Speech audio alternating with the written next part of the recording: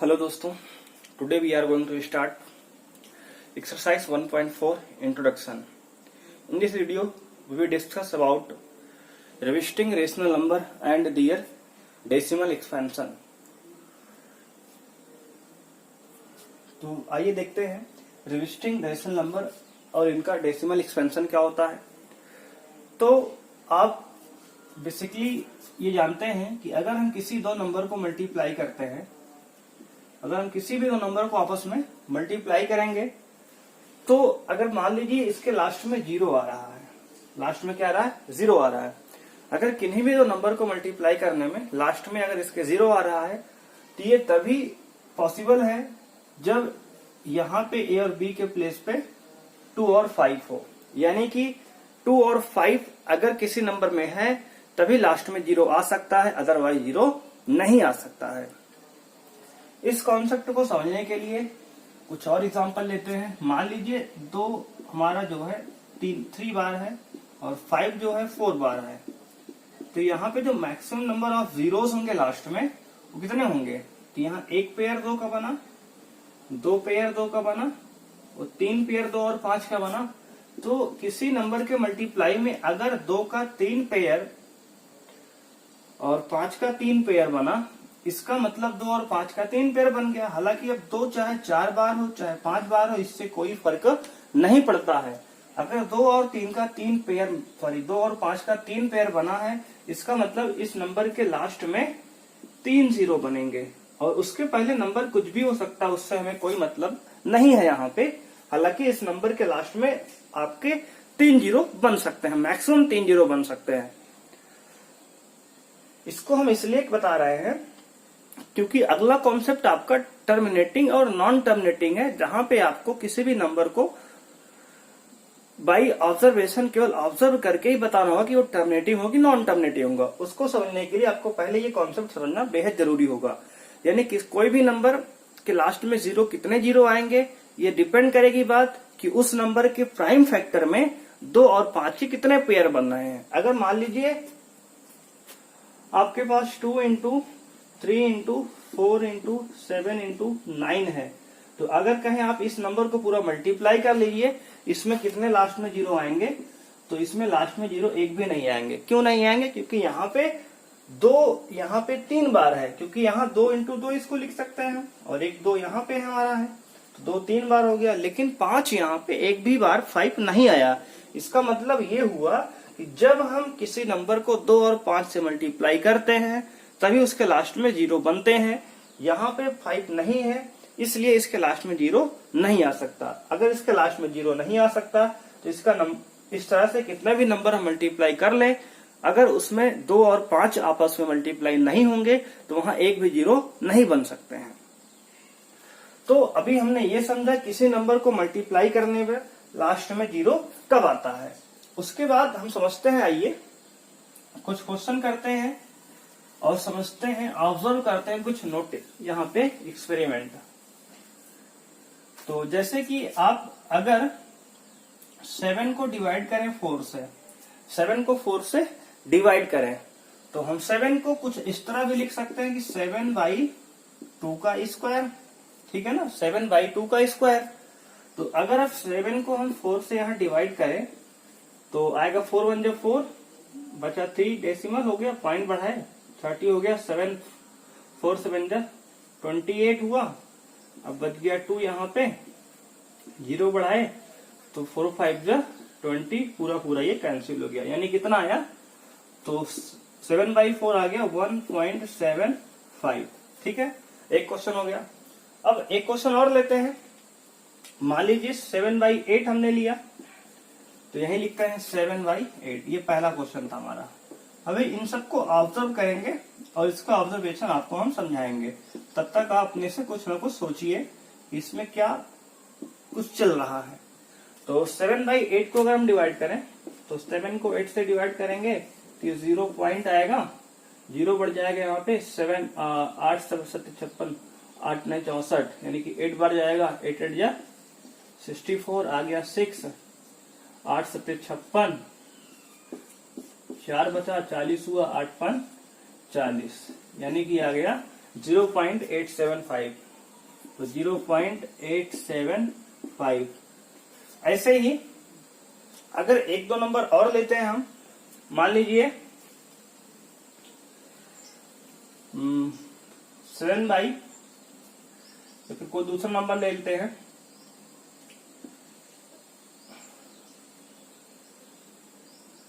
9/16 मान लीजिए ले लिए। और 9/16 को हम ऐसे लिख सकते हैं, थर्ड क्वेश्चन हमारा था, 9/16 को लिख सकते हैं 9/2⁴। अब अगर 9/16 को यानी कि 16 से डिवाइड करें 9 को, तो क्या आएगा, पॉइंट बढ़ाएंगे 0, ये 90 हो जाएगा। तो 16×5 = 80 हो जाएगा, 80 हो गया। ये बचा कितना, 10, 0 बढ़ाएंगे 100 हो जाएगा, बचा का 96 हो जाएगा, बचा 4, 0 बढ़ाएंगे 16 दूनी 32 हो जाएगा, 8 बचा, 0 बढ़ाएंगे 16×5 = 80 हो जाएगा। ठीक है, तो इस तरह से हमारा आ जाएगा 0.5625। डिवाइड तो आपको आता ही है। तो अब यहाँ पे हम आपको कुछ ऑब्जर्वेशन दिखाएंगे और उसी के भी यहाँ पे हम टर्मिनेटिंग और नॉन टर्मिनेटिंग का कॉन्सेप्ट समझेंगे। आइए देखते हैं। पहला क्वेश्चन था 7/4, जिसको हमने 7/2⁴ लिखा। जब इसको हमने 7/2⁴ लिखा, तो आप इसके एक्सपोनेंट पे 2 पे ध्यान दीजिएगा। जब यहाँ पे इसके एक्सपोनेंट 2 है, तो ये दशमलव के 2 अंक के बाद टर्मिनेट हो गया। ठीक है, इतनी बात आप नोट किए। क्वेश्चन नंबर अगर सेकंड में आए, तो यहाँ पे 7/2⁵ है, यानी एक्सपोनेंट आपका यहाँ पे 3 है, पावर आपकी 3 है। अगर ये पावर आपकी 3 है, तो यहाँ पे डेसिमल के ये 3 अंक के बाद टर्मिनेट हो गया। ठीक है, बात समझ में आ गई होगी आपके। थर्ड पार्ट की बात करें तो 9/2⁴ है। यहाँ आपकी एक्सपोनेंट कितना है, एक्सपोनेंट आपकी 4 है। अगर ये एक्सपोनेंट 4 है, तो यहाँ आप देख सकते हैं कि डेसिमल के 4 प्लेस के बाद ये नंबर आपका टर्मिनेट हो गया। इसका मतलब ये है कि अगर कोई नंबर का जो डिनोमिनेटर है, अगर किसी नंबर का कोई फ्रैक्शन है, उसका डिनोमिनेटर 2n फॉर्म का है, तो वह जो नंबर है वो डेसिमल के n टाइम्स के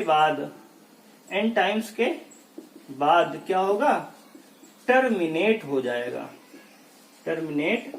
जाएगा। यहां से ये बहुत ही इंपॉर्टेंट आपकी ऑब्जर्वेशन निकल के आई कि अगर कोई फ्रैक्शन p/q के रूप में लिखा है और उसका डिनोमिनेटर अगर 2n के फॉर्म का है, तो वह नंबर हमारा n टाइम्स के बाद, यानी कि n डेसिमल के n प्लेस के बाद, आप उसमें n प्लेस के बाद कह सकते हैं, डेसिमल के n प्लेस के बाद टर्मिनेट यानी कि समाप्त हो जाएगा। तो इसी तरह से अगर हम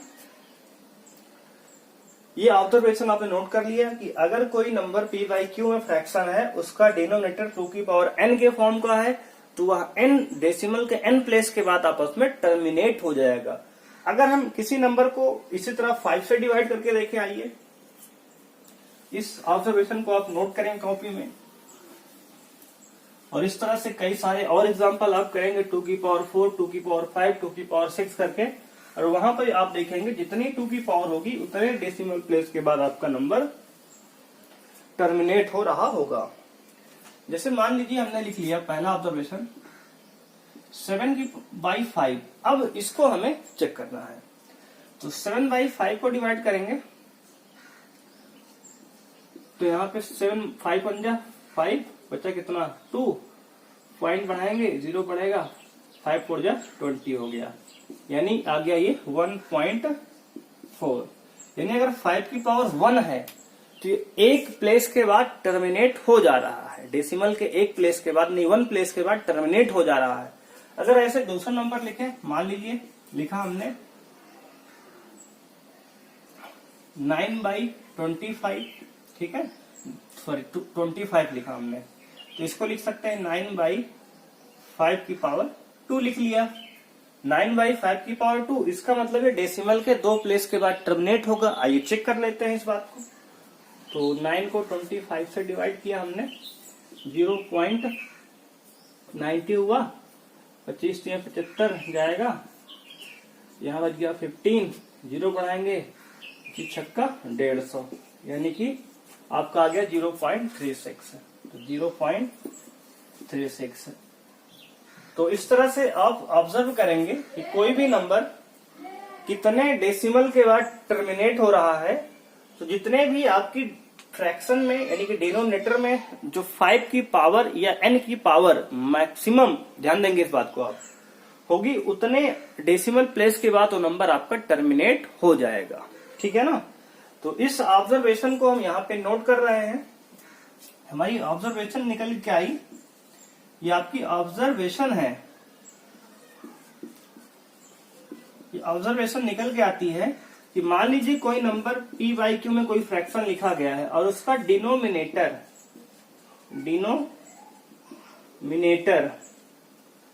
अगर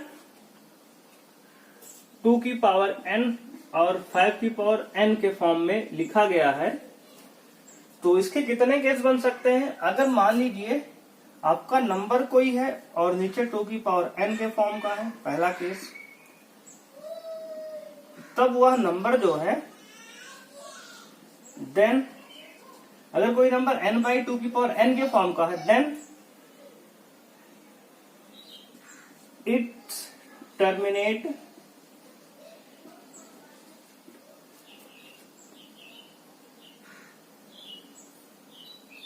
n places आफ्टर डेसिमल, यानी कि यह डेसिमल के बाद n प्लेस के बाद ये टर्मिनेट हो जाएगा, समाप्त हो जाएगा। ऐसे ही मान लीजिए आपके पास कोई नंबर है अपॉन नीचे क्या है, 5 की पावर n है, then again it's terminate after n place, decimal के बाद ये n प्लेस के बाद ये भी समाप्त हो जाएगा ऐसे ही। और तीसरा ऑब्जर्वेशन हम लिखेंगे यहाँ पे, अगर कोई नंबर के अपॉन में 2 की पावर n और 5 की पावर m लिख लीजिए, n और m हमने कर दिया यहाँ पे। अब ये दिख रहा नहीं रहा तो इसको ऊपर लिखते आइए, क्योंकि ये आपको विजिबल नहीं होगा बोर्ड पे, तो इसको हम यहाँ पे इरेज कर लेते हैं। ये आपकी इंपॉर्टेंट ऑब्जर्वेशन होगी, इसी के सहायता से एक्सरसाइज हम 1.4 को सॉल्व करेंगे। तो थर्ड ऑब्जर्वेशन आपकी निकल के आ रही है, अगर कोई नंबर है उसके डिनोमिनेटर में 2 की पावर n और 5 की पावर m है, तो वह टर्मिनेट हो जाएगा, देन इट्स टर्मिनेट्स। और इसमें 2 कंडीशन बनेगी। केस ए बनेगा, अगर m बड़ा है n से, अगर m जो है पावर बड़ी है n से, तो टर्मिनेट होगा after m place of decimal के m प्लेस के बाद टर्मिनेट होगा। और अगर ध्यान देंगे m लेस देन n है, यानी कि n बड़ा है, तो ये टर्मिनेट होगा आफ्टर n प्लेसेस, डेसिमल के n प्लेस के बाद ये टर्मिनेट हो जाएगा। ये आपका ऑब्जर्वेशन बहुत ही इंपॉर्टेंट है। हमने कहा कोई भी नंबर है उसके डिनोमिनेटर में 2 की पावर n, 5 की पावर m है, तो और m अगर बड़ा है n से, तो m प्लेस के बाद वो टर्मिनेट होगा, और अगर m छोटा है n से, तो n प्लेस के बाद वो टर्मिनेट होगा। इस पे एक एग्जांपल करेंगे और इस बात को समझने की कोशिश करते हैं। तो इस ऑब्जर्वेशन को आप कॉपी में अच्छे से नोट कर लीजिए, इसी के भी यहाँ पे हम क्वेश्चन को सॉल्व करेंगे।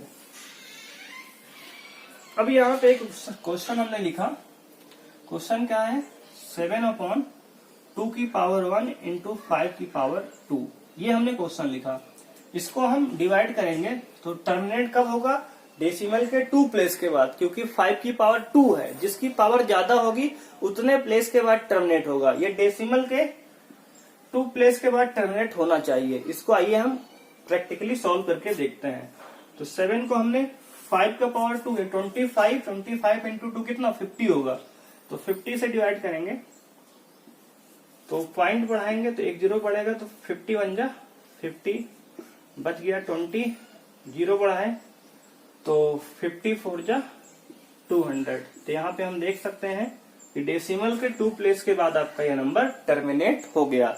तो इस तरह से किसी भी नंबर को केवल हम देखकर ऑब्जर्व करके ही बता सकते हैं कि वो कितने डेसिमल प्लेस के बाद टर्मिनेट होगा या फिर टर्मिनेट नहीं होगा। अभी तक हमने बताया कि कोई भी नंबर टर्मिनेट कब होगा। अब हम बताएंगे कि कोई भी नंबर टर्मिनेट नहीं होगा और क्यों नहीं होगा। तो बात करेंगे कोई भी नंबर टर्मिनेट कब नहीं होता है। तो अभी तक हमने ये बताया आपको कि जब किसी डेसिमल यानी जब किसी फ्रैक्शन के डिनोमिनेटर में 2 की पावर n और 5 की पावर m या फिर 2 की पावर n 5 की पावर m दोनों होता है, तब वह टर्मिनेट हो जाता है और उतने डिजिट के बाद टर्मिनेट होता है जितने 5 और 2 में जिसकी पावर ज्यादा होती है। अब टर्मिनेट नहीं होगा नंबर कब नहीं होगा। नॉन टर्मिनेटिंग की बात करते हैं। नंबर टर्मिनेट नहीं होगा कब नहीं होगा। पहला केस, जब किसी नंबर के नीचे 3 हो डिनोमिनेटर में, नंबर के नीचे 6 होगा, नंबर के अपॉन में 7 होगा, नंबर के अपॉन में 9 होगा। जब ये सब डिनोमिनेटर, आप ध्यान देंगे, जब किसी नंबर के डिनोमिनेटर में 3 आए, 6 आए, 7 आए, 9 आए, यानी कि 2 और 5 को छोड़कर कुछ भी आ जाए, तब वह नंबर टर्मिनेट नहीं होगा। इस बात को आप ध्यान रखेंगे। जब किसी नंबर के डिनोमिनेटर में प्राइम फैक्टर क्या 2 और 5 को छोड़कर कुछ भी आ जाए, तब वह नंबर टर्मिनेट नहीं होगा। अगर कोई नंबर 2 के साथ मान लीजिए 3 आ गया, तब भी वह टर्मिनेट नहीं होगा, क्योंकि जैसे कोई नंबर आ गया, मान लीजिए फॉर एग्जांपल 2 इंटू 3 यानी कि 6 आ गया, नंबर के अपॉन में 6 आ गया, यहाँ पे 3 भी है 2 भी है। लेकिन हमने कहा जब केवल 2 हो या फिर केवल 5 हो या फिर केवल 2 और 5 का प्राइम फैक्टर हो, तभी वह नंबर टर्मिनेट होता है, अदरवाइज कोई भी नंबर टर्मिनेट नहीं होगा। इसका मतलब ये कोई भी नंबर इसके अपॉन में अगर 6 है तो ये नॉन टर्मिनेटिंग डेसिमल होगा, नॉन टर्मिनेटिंग नंबर होगा। ठीक है, इस तरह से आप ये सब नॉन टर्मिनेटिंग की कैटेगरी हमने बना दिया। तो इस तरह से कोई भी नंबर टर्मिनेटिंग और नॉन टर्मिनेटिंग पहचान पाएंगे, और कोई भी नंबर कितने प्लेस के बाद टर्मिनेट होगा वो हम पहचान पाएंगे। तो अब एक थ्योरम है इसमें, उसको पढ़ लेते हैं, उसके बाद करते हैं इंट्रोडक्शन को अपने समाप्त। थ्योरम 1.5 की बात करेंगे।